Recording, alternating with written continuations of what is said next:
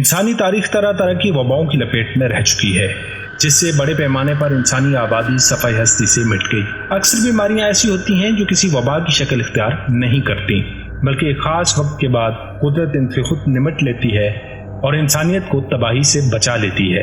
مگر 100 سال پہلے ایک ایسی بیماری دنیا میں نمودار ہوئی جو کسی ہارر فلم کی کہانی کا حصہ لگتی ہے، کیونکہ وہ اچانک ظاہر ہوئی اور اسی طرح سے خود بخود غائب ہو گئی، اور آج تک معلوم نہیں ہو سکا کہ اس کی وجہ کیا تھی۔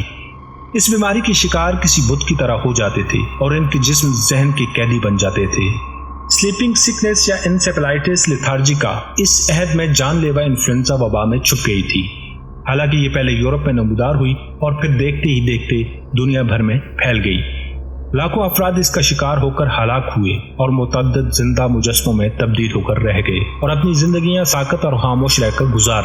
یہ وہ معمہ ہے جو دہائیوں تک طبی ماہرین کے ذہن چکراتا رہا، اور 1 صدی پہلے انسان کو مجسمہ بنا دینے والے اس وائرس کو تاریخ کے چند بڑے طبی اسرار میں سے ایک مانا جاتا ہے۔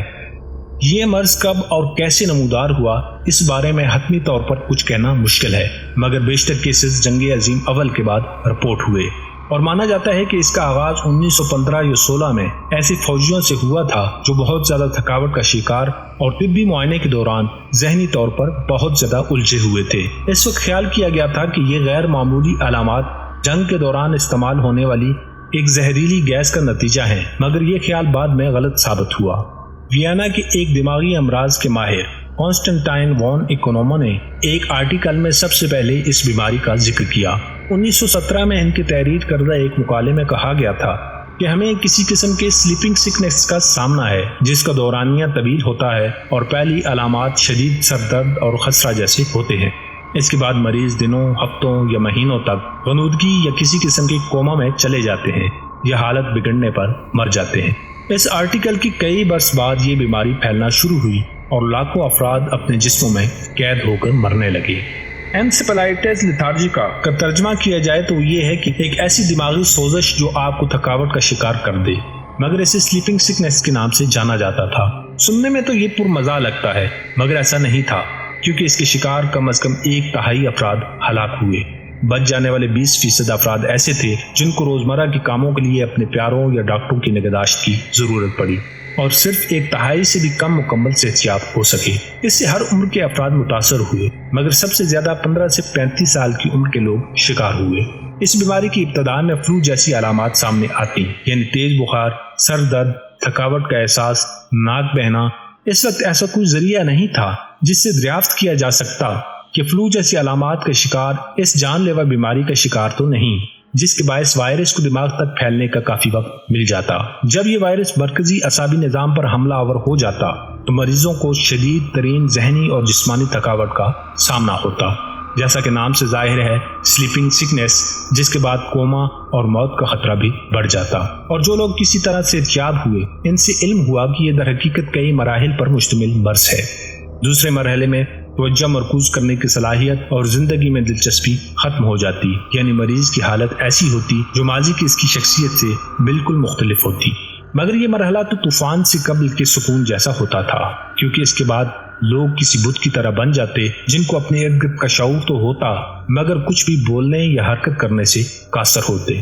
ڈاکٹروں نے جب اس بیماری سے ہلاک ہونے والے افراد کے پوسٹ مارٹم کیے تو موت کی بنیادی وجہ دماغ کے ایک مخصوص حصے میں ورم تھا۔ یہ وہ حصہ ہے جو نیند سمیت متعدد افعال کو کنٹرول کرنے میں بنیادی کردار ادا کرتا ہے۔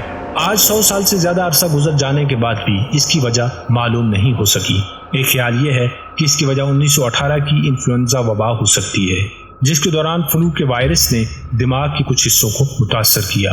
کچھ محققین کا ماننا ہے کہ یہ وبا پولیو وائرس کا نتیجہ تھی۔ اس وبا پر قابو کیسے پایا گیا؟ در حقیقت اس میں طبی ماہرین کا کوئی کمال نہیں تھا۔ 10 سال تک دنیا کے مختلف حصوں میں پھیل جانے والی یہ بیماری اچانک ہی ختم ہو گئی۔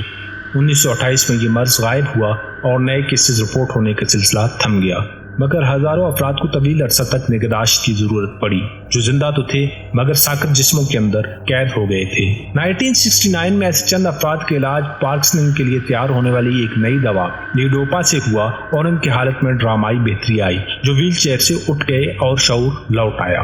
مگر ایسے بھی متعدد افراد چند دنوں یا ہفتوں بعد پھر پرانی حالت میں چلے گئے और 1990 में इस पर एक फिल्म अवेकनिंग भी बनी, जिसमें स्लीपिंग सिकनेस के शिकार अफराद के लिए एक नई दवा से इलाज को दिखाया गया, मगर मामला पेचीदा हो गए। उस वक्त से लेकर अब तक इस बीमारी के केसेस तो सामने नहीं आए, मगर 1993 में एक 23 साल खातून को अस्पताल में दाखिल कराया गया, जिसके दिमाग में सोजश की शरह खतरनाक हद तक ज्यादा थी, और डॉक्टर ये दरियाफ्त करके दंग रह गए कि इसकी वजह स्लीपिंग सिकनेस है। चूंकि पहली वबा के दौरान वजह का तयन नहीं हो सका था, तो वायरोलॉजिस्ट प्रोफेसर जॉन ऑक्सफोर्ड ने पहली वबा के शिकार अफराद के दिमाग के नमूनों का दोबारा तजिया किया, मगर जदीद मॉलिक्यूलर जांच के बावजूद वो टिश्यूज में वायरस की शवायद दरियाफ्त नहीं कर सके। जदीद रिसर्चर इस बीमारी का ताना बाना एक अफ्रीकन बीमारी ट्रिपैनोसोमियासिस से मिलाते हैं, जो एक मक्खी के काटने से होती है, और इस बीमारी की अलामात भी स्लीपिंग सिकनेस से मिलती जुलती हैं। नाज़रीन, स्लीपिंग सिकनेस क्या है, इस बारे में ताहाल हतमी तौर पर कुछ नहीं कहा जा सका, लेकिन जल्द ही साइंसदान इस राज से पर्दा उठाने में कामयाब हो जाएंगे। इसके साथ ही हमारी आज की ये वीडियो खत्म होती है। अगर वीडियो पसंद आए तो लाइक और शेयर जरूर कीजिए। अल्लाह हम सब का हामी नासर हो, आमीन।